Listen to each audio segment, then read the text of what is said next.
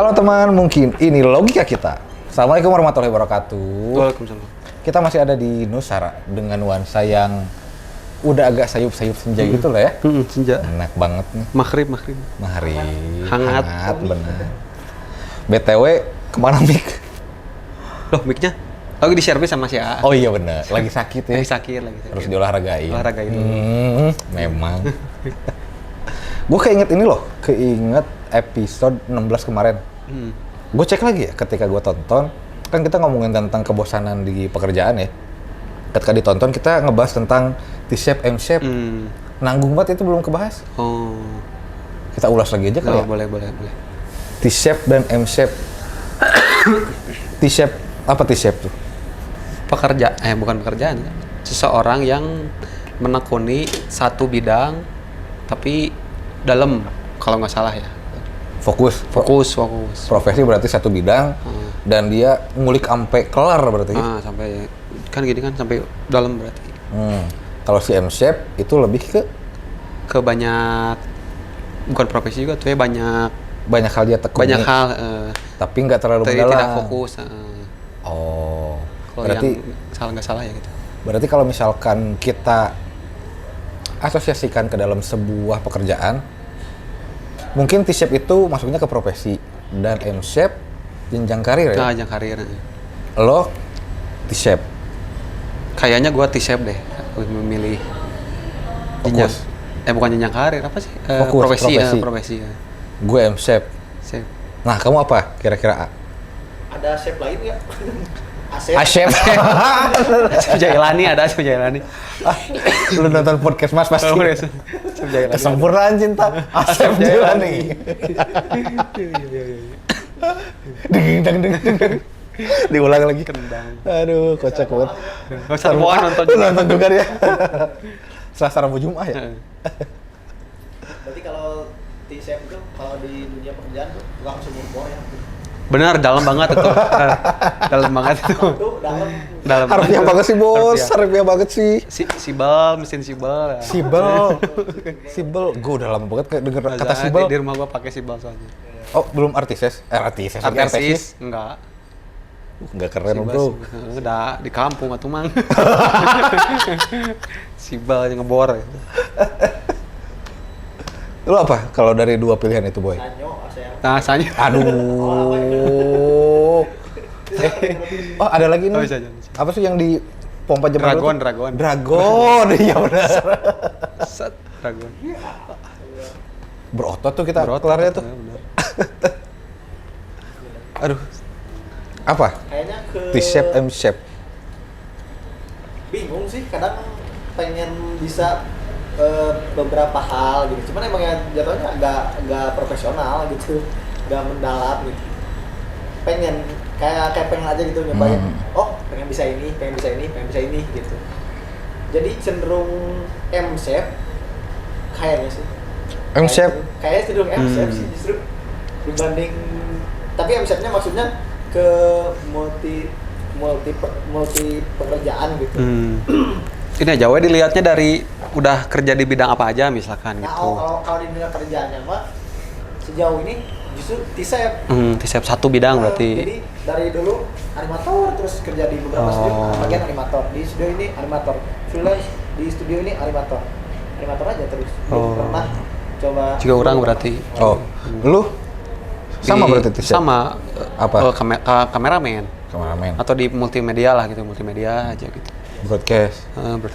Berarti gue pure T-shape, M-shape. M-shape. Apa gue awalnya ya? Tukang. No. Oh, belum tukang. Basicnya kita kan satu sekolah nih. Basicnya kan kita broadcasting. Gue jalan dulu broadcasting nih. Terus konten kreator masih ada lah ya hubungan sama broadcastingnya. Terus gue pindah ke developer properti. Oh, tukang. Belum tukang. Habis itu jadi manajer farm dulu gue. Peternakan. Specifically domba. Nyambung tuh broadcast ke domba. Oh bener, nge-broadcastin domba gue. Oh bener, dagang. Betul. Sama terakhir di kontraktor, konstruksi. Tukang. M-shape. Banyak lah gitu kan, MT bukan berarti 3 gitu ya maksudnya. Multi. Multi. Ada kelemahan dan kekurangannya nggak sih? Yang gue baca mah ada sih. Jadi kalau si M-Shape tuh emang di awal-awal, fase awal tuh dia bakal tertinggal jauh sama yang T-Shape gitu kan. T-Shape tuh kalau dari grafik itu meroket gitu kalau dari awal. Set. Oke. Nah kalau di pertengahan sampai di akhir itu dia melandai kalau si T-Shape. Kok melandai, bro? Karena kan cuma satu bidang itu yang ditekuni. Jadi dia nggak tahu bidang lain gitu. Oh, karena di satu bidang itu kan nggak selalu mulus ya tanda petik ya? Iya gitu. Nah kalau si M-Shape lama-lama naik tuh, nanjak dan bisa setara atau bahkan bisa melebihi si yang T-Shape. Si Berarti grafiknya. lebih lambat untuk pertumbuhan. Lebih lambat di awal. Si M-Shape. Si M-Shape. Oh, kayak bambu berarti kalau M-Shape ya? Bambu bener. Bambu kan 5 tahun awal tumbuhnya. Kelihatan. Tumbuhnya paling kan per tahunnya tuh 3 atau 5 cm. Tapi ke bawahnya kan, maksudnya tuh dia lebih panjang. Tapi tahun ke-6 dan selanjutnya naiknya kan bermeter-meter, 2 meter, berapa meter gitu. Nah gitu. Oh, gua bambu. T-shape apa berarti? Singkong. Apa ya? Yang padi kayaknya. Oh, merunduk. Oh, berarti M-shape cenderung sombong dong. Angkuh. Karena tidak bambu gak ada yang berunduk, bro. Gak ada lah. Sopan berarti itu. Bambu sopan. Bambunya sopan. Humble banget jadi bambu. Lu kenapa lu nunduk? Humble lu anjir. Kebetulan saya blasteran, bapak bambu, ibu padi.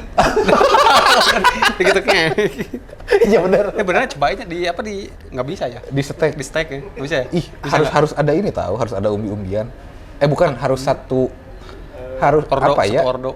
Bukan ordo dong, bro. Spesimen. Ya pokoknya harus satu spesies yang sama, misalkan yang umbi-umbian sama umbi-umbian juga. Oh. Kan si bambu bukan umbi-umbian kan? Misalkan kalau padi sama wali, nah itu bisa. Teng kolaps bikin EP gitu. Padi sama Wali benar. Halo Bang Apoy. Kolaps. Vokalnya siapa? Namanya? Faang. Faang Wali, ya benar. Bapak, ibu. Benar. Bisa. Waduh, capek banget. Tapi itu tuh sebenarnya terjadi dengan sendirinya secara naluriah atau terbentuk karena environment. Dua-duanya bisa sih kayaknya. Berarti kecilnya gue bakatnya jadi M-shape ada juga kayak gitu. Mungkinnya lebih ke milih. Gue mau tahu banyak hal misalkan gitu. Atau kalau gue taunya ini aja deh nggak apa-apa tapi fokus gitu. Bisa milih bisa karena keadaan misalkan dalam pekerjaan itu harus multitasking misalkan. Gitu. Oh, mostly tapi karena keadaan kan biasanya. Kayaknya sih keadaan sih. Tapi bisa aja yang emang cita-cita mungkin dari awal misalkan jadi pilot misalkan.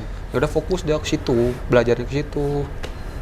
Dikejar gitu. Atau dokter biasanya yang kalau udah ada tujuan mah. Dokter kan lama ya maksudnya. Jadi sekolahnya ke situ. Oh. Atlet juga kayak gitu ya biasanya. Atlet misalkan atlet. Oh, sama juga ya. Ini menarik sih. Menarik kalau atlet. Dia atlet menarik sih. Tapi nih ngomong-ngomong tentang dari masa kecil sampai masa sekarang. Lu menjadi seorang katakanlah broadcaster dan lu menjadi seorang animator dicita-citakan dari kecil nggak? Kalau saya sih bentuknya kayaknya SMP dan menuju SMK gitu. SMP lu udah tahu animator? SMP itu lebih ke gambarnya dulu, jadi suka menggambar? Ya udah kenal gitu. Oh gambarnya gerak gini tuh yang simple dulu lah. Kalau misalkan animasi SpongeBob itu kan udah beda gitu ya. Gak kepikiran bahwa itu tuh digerakin gitu. Nah yang simple-simple dulu dari gerakan stickman kalau dulu. Stickman yang jalan gitu-gitu. Oh, anak RPLD kita tuh dulu kalau animasi kan belajar dulu stickman. Nah kayak gitu dari SMP ke SMK lah. Nah itu baru kepikiran, pengen animator dari SMP. Kalau dari kecil mah enggak sih, kecil justru kalau ditanya cita-cita jadi apa, malah lupa dulu ngejawabnya apa gitu. Enggak kepikiran. Kayaknya nyari profesi yang common sih. Kalau gue dokter kecil. Dokter, pilot, polisi lu mau jadi polisi kan lu? Enggak. Bawa baju itu polisi waktu sudah pakai kostum. Di SMK, lu katanya bawa baju polisi. Oh, yang waktu foto. Enggak, gue bawa baju bulu tangkis gue. Jersey. Iya. Tapi akhirnya gue pakai bajunya si Bambi waktu itu. Baju kemeja kan? Kemeja yang di gunting. Iya, berarti kan ini dulu tadi kapan gimana? Udah kepikiran dari kecil enggak? Oh, iya benar. Enggak sih, kalau dari kecil justru pengennya jadi programmer. Lu kan masuk RPL juga sebenarnya waktu di SMK. Cuma nggak masuk. Lu masuk? Enggak, kecil. Kurang kan nilainya testing teh 7, RPL 68, broadcast 67. Nah, itu orang 67. Lu 67? Gua 69. Pas, pokoknya pas. Dan salah pilihannya dulu teh TKJ RPL broadcast, jadi yang nilainya teh mirip-mirip gini kan. Oh. Nah, jadi ya udah ke broadcast. Dari berapa berarti kepikiran broadcast? Dari SD. Oh, dari SD. Programmer atau broadcast? Programmer. Oh, programmer. Jadi kayaknya keren gitu, orang depan komputer gitu ngetik-ngetik angka-angka gitu kan. Dulu kan programmer tuh coding kayak dan lain-lain lah ya. kayak gitu-gitu angka-angka. Kayaknya keren. Nonton apa dulu sampai kepikiran dari SD gitu? Apa Sound the Ship sih nontonnya mah. Hah? Sound the Ship. Sound the Ship nggak ada yang ngoding, bro. Ada sih itunya, si petaninya. Oh iya benar. Ada. Tapi zaman kita belum ada Sound the Ship waktu kita SD. Ada. Ada SD ada. Ada ya? Ada. Dulu tuh Sound the Ship teh, fun fact, Sound the Ship teh dulu teh bukan satu seri, Tapi film. Tapi bukan Sound the Ship, namanya teh Wallace and Gromit. Gromit. Wallace teh si bapak itu yang bapak itu yang kumis itu yang tinggi. Nah, Gromit teh anjing. Shipnya di mana? Nah, si Gromit itu pengembala anjing. Pengembala sapi, si anjing teh sorry. Sapi atau domba? Sapi, domba. Jadi si itu bapak itu punya peternakan. Kan kalau di luar negeri peternakannya suka punya anjing dengan yang buat ngegiring si kambing-kambing. Nah, itu teh ceritanya tentang itu asalnya tentang si Gromit. Si Wallace and Gromit berdua itu. Oh, untuk menjaga si peternakan kambingnya. Berarti gue Wallace dong. Kambing domba. Gue Wallace dong.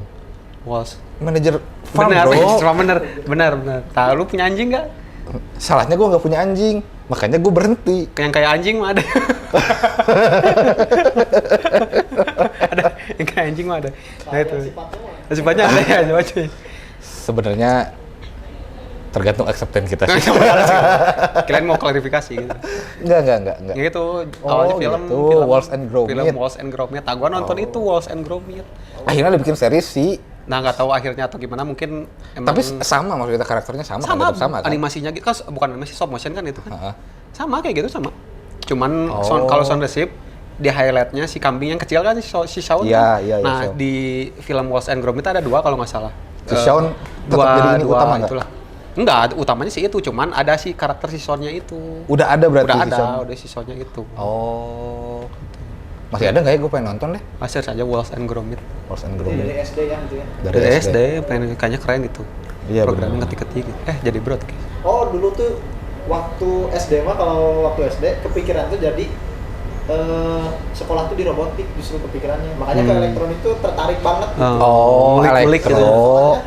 Iya tuh berarti ngaruh ya, apa yang kita alami di masa kecil itu membangun kehidupan masa depan gitu. Karena melihat. Tadi nonton itu kepikirannya. Kalau saya dari orang tua, bapak tuh ternyata dulu bikin robot khusus elektro sampai bikin radio. Nah, bikin radio. Bikin radio? Bikin radio ini buat tangkap sinyal gitu, siaran. Oh, nah, itu tuh banyak part elektro bisa diputer-puter, ada potensi. Benar-benar. Oh, iya berarti yang atasnya pakai ini bukan? Tutup panci. Parabola gitu. Tutup panci. Antena. Radionya berarti. Oh, I see. Nah, dari sana tuh kepikiran di waktu kecil mah, pengennya jadi tukang radio. Cuma dulu tuh karena di perkampungan masih susah aksesnya untuk sekolah yang ada elektro.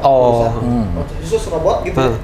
Jadi nggak ada lagi. Paling kan kalau di sekolah SMA kan RPR, TKJ gitu kan, nggak ada yang khusus robot. Oh enggak, berarti kalau masuk sekolah kita, lu bisa masuk ke EIN. Elektronika Industri, ada itu. Nah itu informasinya, cuma nggak sampai ada sekolah yang itu gitu. Emang jarang sih kayaknya sih jurusan itu elektronika. Makanya waktu SMP, ada gambar, beralih ke pindah ke gambar juga.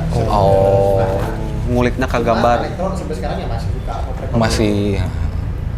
Berarti kesukaannya tetap di elektro ya? Gue gara-gara sunat dulu. Pengen jadi dokter. Karena gue sunat itu, kan gak tau ya, padahal gue masih kecil, tapi informasi bahwa sunat itu menyakitkan tuh udah masuk ke telinga gue. Jadi kan paradigma gue, takut banget gue sunat. Tapi ketika gue sunat, di mantri sebenarnya, nggak ada sakitnya sama sekali. Nah, gue pengen ngulik gimana sih caranya menyembuhkan atau mengoperasi sesuatu tanpa ada rasa sakit. Gue pengen jadi dokter baik dulu tuh. Makanya nyambung sama episode kemarin, mungkin kalau ada orang yang kenapa-kenapa gue tanya, lu kenapa bro? Karena gue pengen fix it. Keluhannya apa gitu? Iya betul. Nggak ada. Gue kasih antibiotik dan paracetamol kali. obat paling Iya paling minim. Dokter. Tapi kenyataannya berbeda seperti yang kita inginkan. Gue juga masuk broadcast dulu, jujur, karena ingin nampang gue. Oh iya benar gitu. Gue ingin nampang juga emang. Bukan, maksudnya bayangan gue dulu teh broadcast teh kan ada tes itu dengan tes sih. Bakat. Minat bakat. Banyak orang yang bawa gitar. Bener, bawa gitar, terus ada yang pidato. Minat bakatnya ngapain? Waktu itu kan zamannya ini zamannya MTV, ada VJ-VJ-an. VJ-VJ-an. Gue kira tuh bakal jadi agensi ke sana gitu. Oh, gue jadi next VJ Daniel nih kalinya. Kira juga broadcast tuh orang yang di depan layar. Iya. Ternyata tes minat bakatnya ngegambar. Iya benar. Ngegambar. Ngegambar. Kayaknya emang dibaca psikologis ya. Kayaknya Mungkin. Lu gambar apa waktu itu? Gunung, pemandangan. Kan ada dua. Ada yang gunung, ada yang gedung. Oh, gue gedung. Gedung kan, gua gunung. Misalnya jembatan gitu. Oh iya. Lu masih inget? Ada dua soalnya. Oh iya. Sebangku tuh dua beda gambarnya.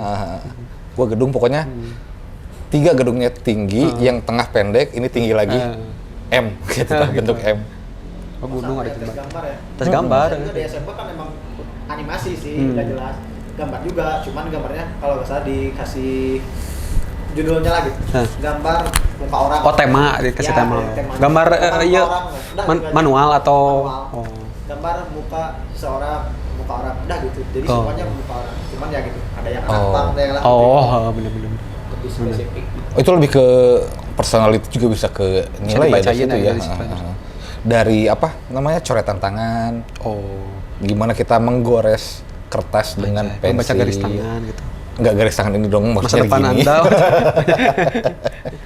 That's why kenapa kalau misalkan di bank nggak bisa tanda tangannya diwakilin? Karena? Ya karena kebaca sama orang psikologisnya. Oh ini bukan orang aslinya yang. Oh benar. Karena yang dari goresan itu mungkin bisa baca tadi. Oh emang iya? Iya, di bank tuh nggak bisa. Walaupun kita seahli mungkin orang psikologis di bank pasti tahu ini bukan orang aslinya yang. Benar, makanya kalau diwakilin harus ada surat kuasa. Oh, mending gitu. Jadinya jatuhnya AN kali ya atas nama gitu ya. Oh, I see. Psikologis dibaca dari goresan tangan. Goresan tangan. Oh, menarik itu. Balik lagi ngomongin karir. Gue kemarin baru ngobrol sama teman gue. Ini kalian sepakat nggak? Laki-laki itu akan mulai ngulik, akan mulai mendalami satu bidang ketika dia berusia 18 tahun. Sementara parenting yang terjadi di kita ketika kita masih kecil, kita dituntut untuk berprestasi minimal ranking. Tapi sebenarnya, menurut teman gue ya, yang dia lihat beberapa penelitian juga bahwa umur 18 baru kita tahu. Secara biologis? Atau secara memang pertumbuhannya pokoknya otak kanannya dulu gitu. Gitu si laki-laki itu. Tapi itu benar terjadi tahu, maksudnya kadang-kadang kita lihatlah teman-teman kita yang dulu waktu sekolah biasa aja, tapi ketika udah masuk usia golden age lah katakanlah di pertumbuhan di 18 plus, dia jadi apa? Jadi sesuatu yang diulik. Mungkin kematangan berpikir mungkin ya. Kematangan berpikir. Jadi memang jangan dituntut untuk ranking juga kita. Sih bener. Karena emang nggak ngaruh juga kan. Lu merasa ngaruh gak sih ranking dengan pencapaian yang kita achieve saat ini? Enggak sih. Kalau saya sih ngerasanya ranking-rankingan zaman dulu tuh bukan berarti nggak bagus ya. Tapi kalau di dunia nyata itu ada yang lebih harus kita miliki gitu. Gak cuma bisa perkalian kayak gitu sih. Jadi kalau kayak tadi kita baru bisa ngulik di 18 tahun gitu. Sebenarnya kalau rasa ngulik yang saya alami dari SD SMP juga rasa ngulik ada. Cuma ya mungkin karena tadi orang tua lebih ngedorong kita harus bisa semua mata pelajaran dibanding ngulik itu dipaksa lagi. Dipaksa M-Chef berarti. Iya gitu. Jadi harus bisa ibaratnya matematika harus ranking kan, harus ranking berarti semua pelajaran harus merata lah gitu ya. Sedangkan rasa ngulik tuh dari kecil sebenarnya ada, pengen ngulik ini cuman gak diwadahi aja gitu. Nah ini jadi menarik nih. Dari sistem atau struktur tatanan sekolah banyak mata pelajaran kan. Berarti kan kita dituntut untuk jadi M-Chef tadi ketika di sekolah. Mungkin nggak dituntutnya mungkin kalau ya iya sih ada dualisme. Mungkin di sisi lain si anak juga butuh banyak bekal mungkin. Jadi dari si pemerintahnya ngasih nih banyak pelajaran nih biar lu teh survive nih, banyak bekal pelajaran ini mungkin ya. Jadi ada kurikulum ini. Jadi si anak teh mungkin dikasih dulu bekal dulu lah yang banyak. Setelah di luar kepakainya yang mana makan udah punya gitu, at least gitu mungkin. Mungkin mungkin caranya aja jangan terlalu jangan jadi ada punishment gitu misalkan. Harus yang penting bisa, bukan yang penting ya, bisa harus pasti gitu. Cuman ya lebih itu bonus gitu maksudnya. Gitu. Kayak luar negeri kan para atlet, para profesor dan lain-lain lah peneliti itu kan rata-rata kalau kita lihat background history mereka masing-masing tuh justru dari kecil tuh dia beneran itu terus gitu. Kayak atlet bahkan kan yang dari 4 tahun aja, 2 tahun itu udah dikasih motor, misalkan pengendara motor itu dan lain-lain, pembalap motor gitu. Dari 2 tahun terus sampai ini tuh dikasih wadah gitu kan. Sedangkan kita mah biasanya kalau yang saya alami waktu kecil tuh ya udah harus fokus sekolah gitu. Sedangkan kalau untuk yang tadi bisanya kehidupan jadi apa nggak diwadahi itu. Oke. Berarti kalau kayak gitu yang paling penting itu menurut gue ya talent mapping. Perannya ada di orang tua berarti. Di orang tua dan di sekolah sih sebetulnya. Iya di sekolah. Tapi maksud gue adalah katakanlah ingin menjadi atlet badminton, ngejar ke Cipayung kan, berarti kan orang tuanya tahu gitu supaya dia diklat atau apa sih sebutnya diklat ya di Cipayung, ya itulah pokoknya untuk jadi atlet gitu. Berarti ada mapping yang memang dianjurkan sama orang tua gitu, yang disuggest sama orang tua. Kalau harus sama-sama paham sih sebetulnya orang tua juga mau kemana gitu. Kalau sekolahnya pasti dari ditekan oleh tekanan sosial juga sih maksudnya. Wah, lu nggak ranking sih, tapi jago badminton misalnya. Kan di sosial kayaknya nggak terlalu ngaruh deh. Yang penting ranking gitu. Yang penting pintar gitu, akademis gitu. Tapi ini jadi ngaruh sih. Dulu, nggak tahu ya sekarang masih ada atau enggak, kita bisa masuk sekolah favorit karena jalur prestasi. Masih ngalamin kan? Ada kan? Ngalamin, bahkan yang ini dari olahraga gitu kan. Bahkan kayak ada temen yang dia tuh kelas 5 SD. Akademiknya kan B aja. Ya, belum lancar baca tulis bahkan. Tapi karena dia di prestasi olahraganya bagus, udah membawa nama sekolah kemana-mana, dia bisa lancar gitu naik kelas gitu. Nah, kecuali gitu. Ya berarti kan itu mapping akhirnya. Nah, misalnya kan kecuali ada embel-embel prestasi lembaganya gitu, maksudnya nggak bawa lembaganya dia. Oh, I see. Gitu. Kalau dia jago tapi nggak mengharumkan apa-apa, tapi dia jago nih misalkan, nggak bisa juga ya? pasti dipandangnya ya bodoh gitu karena akademisnya kurang gitu. Iya, padahal ya gue cuma bodoh di matematika doang misalkan gitu. Tapi yang lain-lain bagus, gue tetap dicap bodoh gitu. Misalnya ngegambar bagus, tapi matematika kurang ya bodoh gitu. Dianggapnya ya sama. Berarti itu sebenarnya nggak jadi faktor untuk penentu kesuksesan kita di masa depan ya. Tapi kita juga nggak bisa menafikan bahwa orang yang bisa ranking di sekolah bisa lebih bagus juga. Bisa. Berarti sekolah itu akhirnya nggak menjadi jaminan bahwa yang bottom 3, gue tuh termasuk bottom 3 dulu tuh, nggak bisa jadi apa-apa.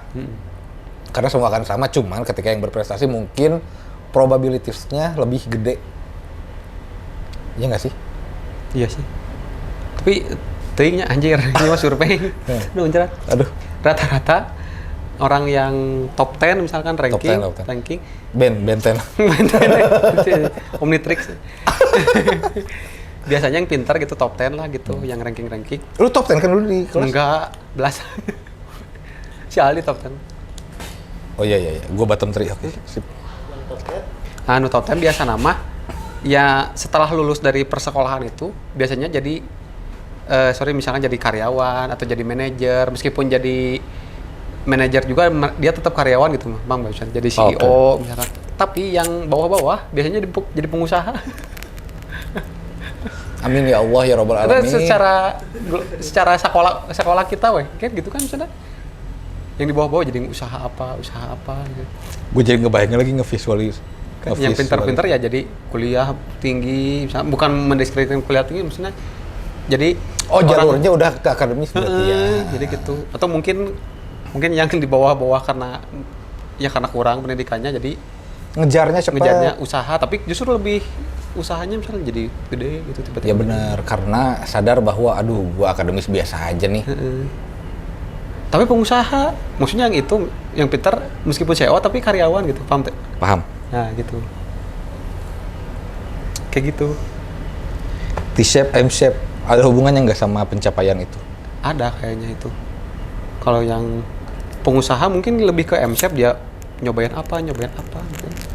Kalau yang pintar-pintar kan T-shape-nya di akademis gitu misalkan gitu. Jadi di akademis saja. Ini menurutku jadi menarik deh. Nah. Karena kalau kita bahas tentang behavior orang yang siswa yang memang bottom 3 sama yang ke atas gitu ya. Sama yang ranking top 3 lah katakanlah atau 10 besar. Yang 10 besar itu selain daripada pintar, mereka disiplin dan mengikuti aturan.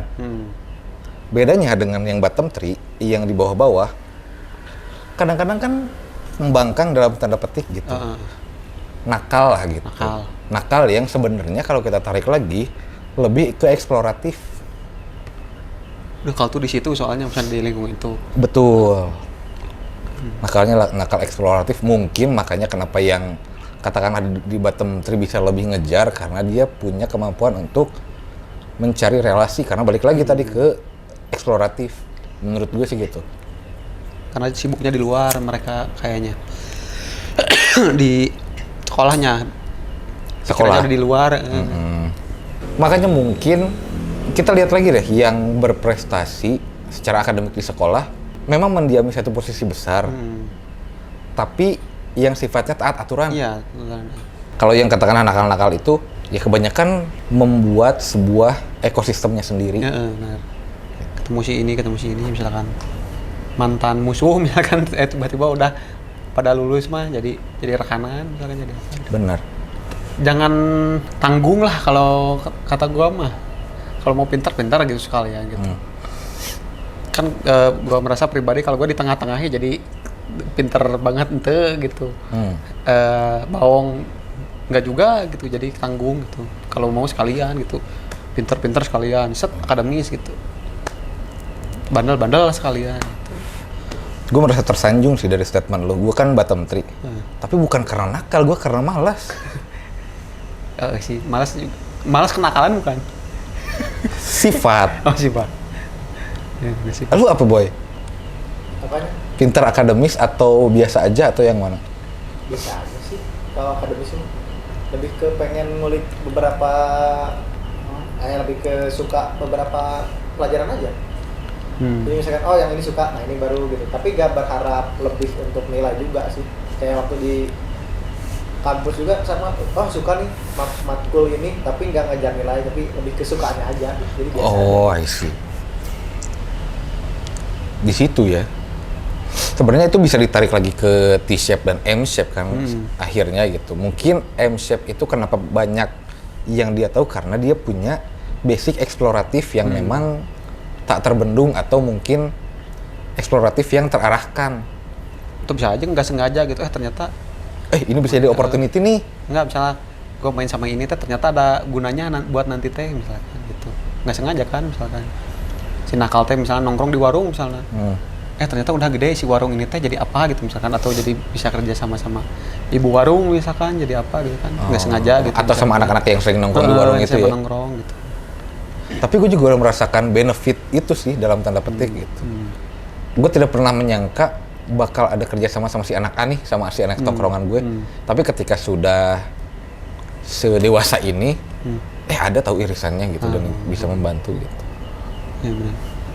Kenongkrongan sih menurut gue salah satunya itu. Gitu. Kenongkrongan. Tapi ya balik lagi gitu, kita juga tidak bisa bilang bahwa harusnya biasa aja, enggak. Tapi yang berprestasi juga akhirnya punya way of life-nya masing-masing lah gitu. Ya, itu jangan tanggung sih kalau antagonis kalian, protagonis kalian. Jangan jadi NPC lah kan, kalau gue NPC nih kayaknya. Benar.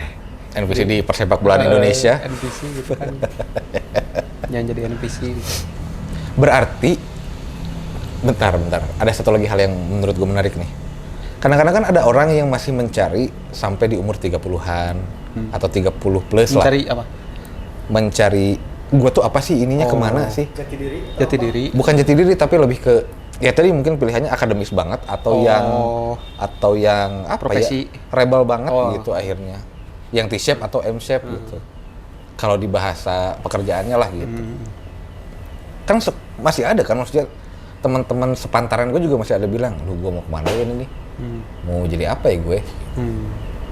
Dan kita masih ada di fase itu nggak? Lu merasa masih ada di fase mencari itu nggak? Hampir lah, maksudnya hampir menemukan lah yang nama. Ya ini profesi ini misalnya, menekuni di bidang ini aja terus. Lu gimana, Boy? Kayaknya emang di usia yang semakin bertambah, semakin sempit pilihan kita untuk mencoba banyak hal gitu. Jadi kita ngerasanya tuh kayaknya udah makin sempit nih pilihan untuk mencoba banyak halnya, paling tinggal 3 opsi, 2 opsi gitu. Jadi dalam tanda kutip ya udah hampir mendekati apa yang ditemukan dalam tanda kutip, walaupun belum tentu ditemukan, tapi karena sempit pilihannya banyak yang harus dikorbankan berarti kalau udah makin dewasa. Jadi opsinya cuma mungkin 2 atau 3 hal aja gitu. Beda kayak lagi masa-masa Muda kan masih banyak pilihan ya? Ya, jadi mungkin banyak pilihan karena bisa nyoba banyak hal dengan resiko yang mungkin ya ditanggung sendiri aja gitu. Ya, benar. Tapi kalau udah dewasa udah teman-teman kan makin banyak yang jadi korban, bukan jadi korban, jadi apa? Dikorbankan. Ya, Dikorbankan. Jadi makanya Oh, lebih realistis mungkin ya? ya, jadi sedikit kayaknya yang harus kayak apa? Kesempatannya gitu. Sedikit mencoba banyak hal. Karena kan fisik juga ngaruh mungkin semakin Fisik betul. Daya jelajah kita, apalagi kan mungkin pikiran kalian nih udah mulai bercabang nih dengan apa yang dinamakan keluarga mungkin tuh akan lebih bercabang juga gitu. Lah gua aja yang masih sendiri masih kadang-kadang pusing gitu, apalagi yang sudah punya tanggungan kan gitu. T-shape, M-shape itu bisa jadi panduan sih ya akhirnya ya. Mungkin teman-teman juga bisa merasakan atau bisa menganalisa sendiri lah, ternyata gue tuh M-shape tahu atau ternyata T-shape, dan tidak ada yang salah dengan keduanya karena akhirnya keduanya punya jalan masing-masing untuk menuju sesuatu yang ingin lu temukan ya. atau bisa aja dua-duanya misalkan gua M-shape dulu bisa aja kan udah nemu nih. Oh, bisa juga jadi hierarki. Bisa juga nih. Ada yang nyaman nih di kerjaan ini misalnya atau nih. Oh, betul. Tidak usah saling mencari, pada akhirnya kita akan saling menemukan. Ya, benar juga sih. Benar juga. Tak usah saling mencari, tapi kapan ditemukan? Asam di gunung. Bukan dong, asam di gunung, garam di lautan. Ketemunya di Coet. Betul. Itulah T-shape dan M-shape. Mungkin ini salah satu career ways yang bisa relate juga dan bisa jadi bukan pedoman ya, tapi bisa menjadi salah satu hal yang bisa dianalisa sama teman-teman sih. Nantinya mau gimana di karir gitu. Gak hanya di karir sih, ketika sekolah pun bisa. Gitu. Semoga bermanfaat ya. Bye.